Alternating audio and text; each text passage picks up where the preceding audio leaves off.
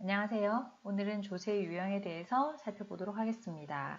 세금은 여러분이 알다시피 국가 및 공공단체가 일반 국민으로부터 강제적으로 거두어들이는 돈을 말합니다.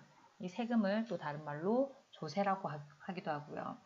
이 조세는 국가의 재정정책의 수입의 원천이 되겠죠. 자, 그러면 오늘은 이 조세의 유형에 대해서 살펴보도록 하겠습니다. 세율 적용 방식에 따라서 조세를 구분할 수가 있는데, 세율은 말 그대로 이 세금의 비율을 말하는 거예요. 세금 비율을 말하는 건데, 이 세금 비율에 따라서 이 세금 비율을 어떻게 적용하냐에 따라서 누진세, 비례세, 역진세로 나눌 수가 있습니다. 누진세는 말 그대로 포개어질 루, 포갤 루, 나아갈 진, 이렇게 포개어서 점점 더 커진다. 과세 대상 금액이 커질수록 세율이 높아지는 경우를 말하는 거예요. 과세 대상이라는 거는 세금을 부과하는 대상을 말하는데, 조세 객체라고도 말하기도 하고요. 그러니까 어떤 것에 과세를 매기는지 이제 일컫는 대상이 되겠죠. 상속세 같은 경우는 과세 대상이 상속 재산이 될 거고요. 소득세 같은 경우는 과세 대상이 소득이 될 거예요. 재산세는 과세 대상이 재산이 되겠죠. 그 금액이 커질수록 세율도 높아진다는 뜻입니다. 자, 그리고 비례세. 비례세는 과세 대상 금액과 상관없이 과세 대상 금액이 많아져도 세율을 동일하게 책정하는 경우 비례세라고 말합니다. 역진세는요, 거꾸로 여기잖아요. 그러니까 거꾸로 간다. 과세 대상 금액이 커질수록 오히려 세율을 낮게 책정하는 경우를 말하는데, 이걸 우리가 조금 더 디테일하게 살펴보면, 만약에 과세 대상 금액이 2천만 원 미만이니까 1천만 원이다 했을 때, 과세 대상 금액이 1천만 원일 때 세율이 5%였어. 그런데 2천에서 5천 사이에서는 10%를, 5천에서 1억 사이에서는 15%를, 1억 이상이 됐을 때 20%를, 이렇게 과세 대상 금액이 높아지니까 세율도 같이 높아지고 있죠.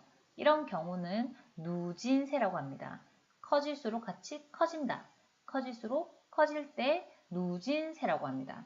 자, 세율 적용에 따라서 지금 구분하고 있습니다. 자, 그런데 2천만 원 미만일 때도 10%, 2천에서 5천 사이일 때도 10%, 5천에서 1억 사이일 때도 10%, 1억 이상일 때도 10%, 이렇게 금액이 커지는데도 동일한 세율을 부과하고 있을 경우에 이것을 비례세라고 얘기합니다. 근데 특징은 뭐겠니? 세율은 동일하지만 내는 돈은 커지죠. 맞죠?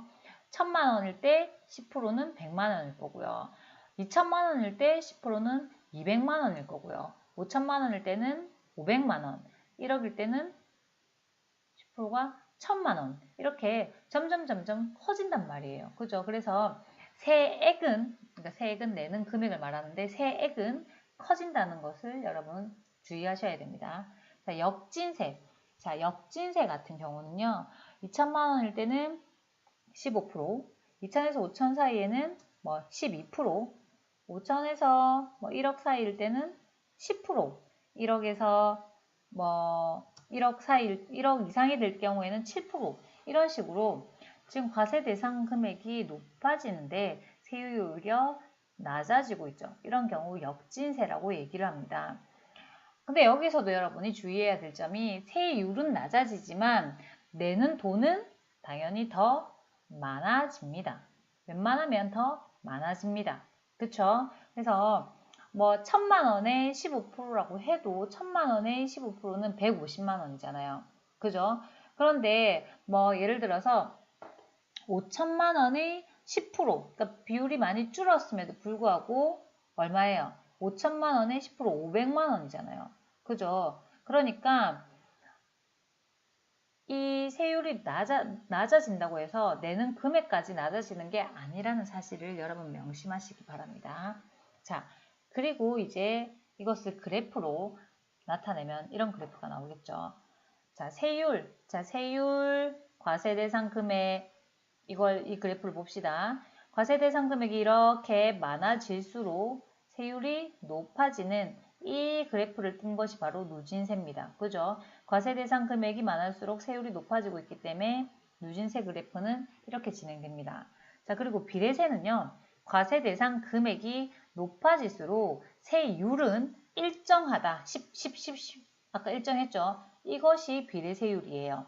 역진세는 말 그대로 과세 대상 금액이 역으로 전진하는 거지. 세율이 이렇게 낮아지는 경우 역진세율이라고 얘기하죠. 자, 그러면은 이것을 이제 세율이 아니라 세액으로 살펴보면 그래프가 이렇게 바뀝니다. 자, 잘 보세요. 자, 과세 대상 금액이 높아질수록 누진세 같은 경우는요. 이렇게 직선 그래프가 아니라 갑자기 가팔라지는 그래프입니다. 세율이 높아지면서 과세 대상 금액도 많아졌는데 세율까지 높아지면서 내야 되는 세금이 급격하게 증가하는 경우죠. 그래서 이럴 경우 그래프가 요렇게 꺾입니다. 이것을 누진세율이라고 하고요. 비례세는 과세 대상 금액이 증가할수록 세액이 같은 비율이기 때문에 일정하게 증가합니다. 일정하게 증가해요. 이럴 경우 비례세율 이런 그래프가 나타납니다.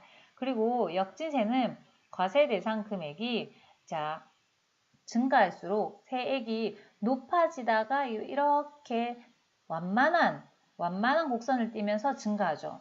이럴 경우에 역진세라고 얘기합니다. 그러니까 완만하게 이렇게 증가하는 경우죠. 이렇게 증가합니다. 그래서 이 그래프를 여러분들이 그러니까 증가하긴 증가하는 이 그림을 여러분들이 기억하셔야 된다는 겁니다. 자, 그리고 하나 더 말씀드려야 될 게 정액세입니다. 이 정액세 금액이 정해져 있다는 거죠. 그러니까 세율이 정해져 있는 게 아니라 금액이 정해져 있는 거예요. 그럼 그래프가 어떻게 나오겠어요? 자, 이 그래프 보세요. 자, 여기서 소득세를 이제 예를 들었을 때 과세 대상이 소득이기 때문에 이제 소득이 증가할수록 조세 징수액 이것을 세액이라고 보시면 되거든요. 자, 보니까 세액은 누진세의 경우 이렇게 가파르게 상승하고요. 비례세는 일정하게 상승하고요. 역진세는 이렇게 가파르게 상승하다가 점점 상승하는 정도가 이렇게 완만해지는데 자, 정액세 같은 경우는 소득이 아무리 높아져도 이렇게 내야 되는 금액이 일정하게 정해져 있을 경우에 이런 그래프가 나타납니다. 자, 잘 보세요. 자, 이럴 때 이걸 정액세라고 얘기합니다. 자, 오늘 누진세, 비례세, 역진세, 정액세를 반드시 그래프까지 같이 기억해 주시기 바랍니다. 자, 그리고 두 번째는 납세자와 담세자의 일치 여부에 따라서 세금을 구분합니다. 납세자는 말 그대로 세금을 납부해야 되는 사람, 세금을 내야 되는 사람을 납세자라고 얘기하고요.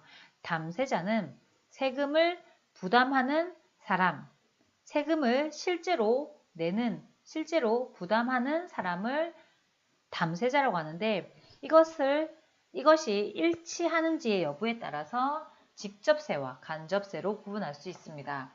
직접세는 납세자와 담세자가 일치한다. 말 그대로 납세자가 직접 세금을 부담한다 해서 직접세라고 얘기해요.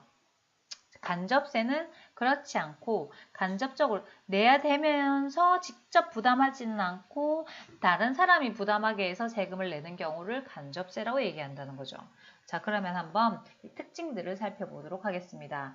직접세는 보통 소득이나 재산에 부과하는 경우가 많습니다. 소득세나 재산세의 경우 직접세를 많이 해당하는데 이런 경우는 이제 소득 재분배 효과를 위해서 주로 누진세를 적용하죠. 자, 왜 누진세가 소득 재분배 효과가 있겠습니까?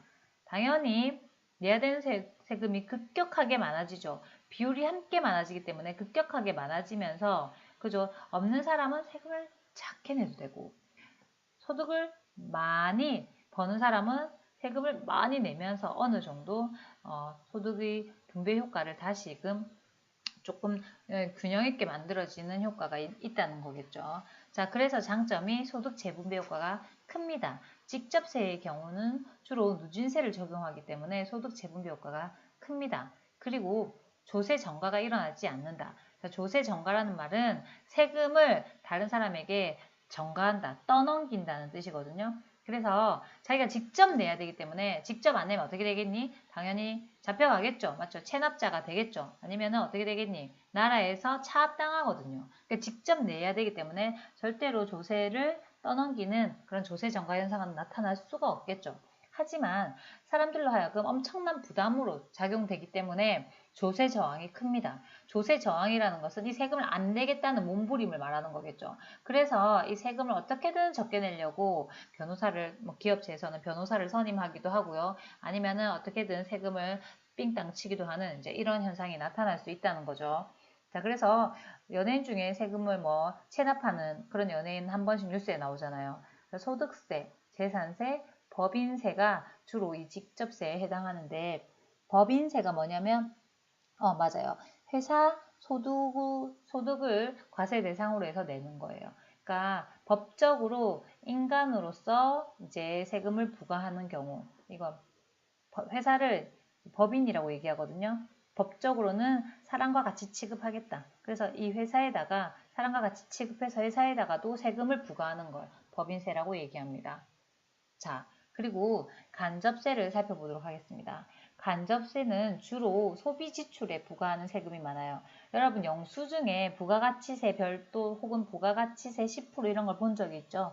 이 부가가치세가 주로 간접세에 해당하는데 왜 이게 간접세냐면 세금을 내야 되는 납세자는 그 물건의 판매자거든요. 그런데 판매자가 세금을 내지 않고 그것을 가격에 포함시켜서 그 부담을 소비자에게 전가시키죠. 그래서 납세자와 담세자가 일치하지 않는다라고 말할 수 있습니다.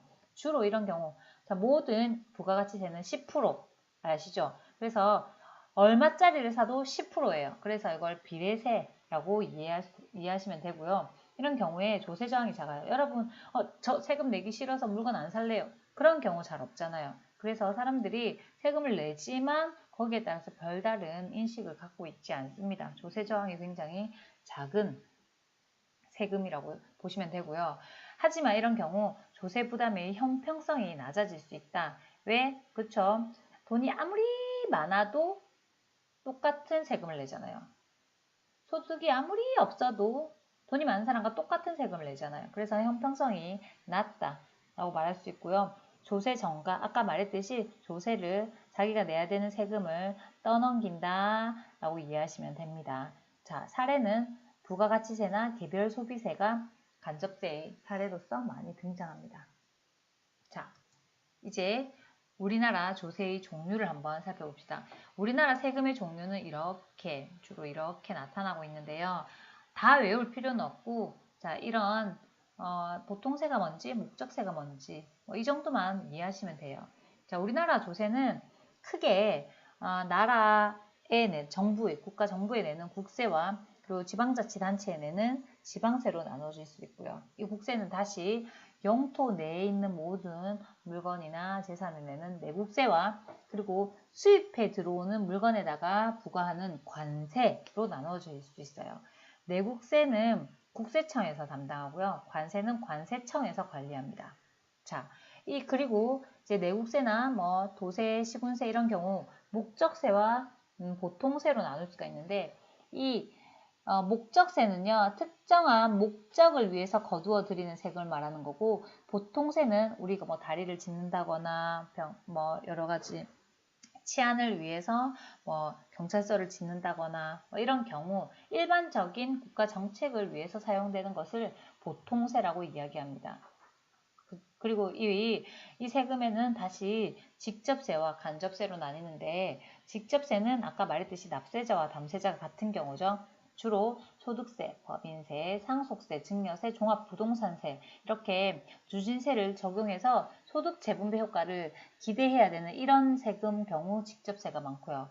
간접세는 부가가치세, 개별소비세, 주세, 인지세, 증권거래세 등 어떤 거래가 이루어질 때 거두어들이는 세금을 주로 간접세로 이해하시면 되겠습니다. 지방세는 다시 도세와 시군세로 나뉘고 도세는 보통세, 목적세로 다시 나뉘고요. 자, 보통 지방세는 이렇게 취득세, 등록면허세 이런 거는 보통세고요. 지역자원시설세, 지방교육세 이런 것들은 주로 목적세입니다. 보시면 알겠지만 목적세에 교육세가 이렇게 포함되어 있는 거라 알 수 있겠죠. 자, 그리고 시군세는 주민세, 재산세, 자동차세 이런 것들이 시에다가 내요. 자, 그러니까 여러분들 이제 이런 것들을 한 번씩 나라에서 세금을 부과하는데 주민세를 낸다 그러면은 이거는 부산시에다가 내는구나. 그리고 부산시는 이 돈을 이 주민세나 재산세를 걷어서 이 돈으로 부산시의 여러 정책 사업을 벌이는구나 생각하시면 되고요. 자, 그리고 여러분이 예를 들어서 상속세나 증여세나 종합부동산세를 낸다.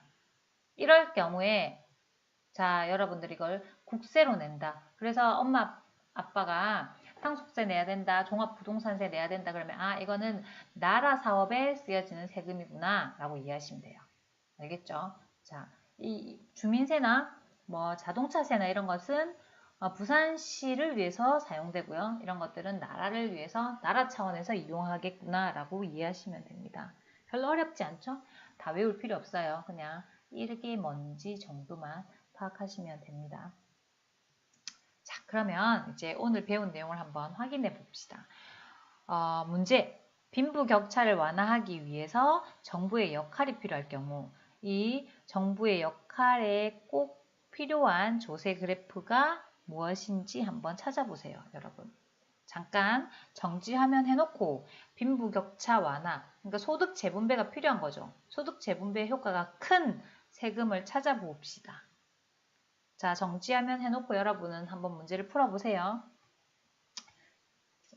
정지화면 해놓고 풀어봤어요? 답이 뭘까요? 일단 뭐를 찾아야 되니? 소득 재분배 효과가 큰 거. 그렇죠. 누진세를 찾아야 돼요. 누진세 그래프를 한번 찾아볼까요? 자, 보겠습니다. 자, 누진세가 뭘까요? 맞습니다. 다 맞췄네. 자, 바로 이게 누진세 그래프죠.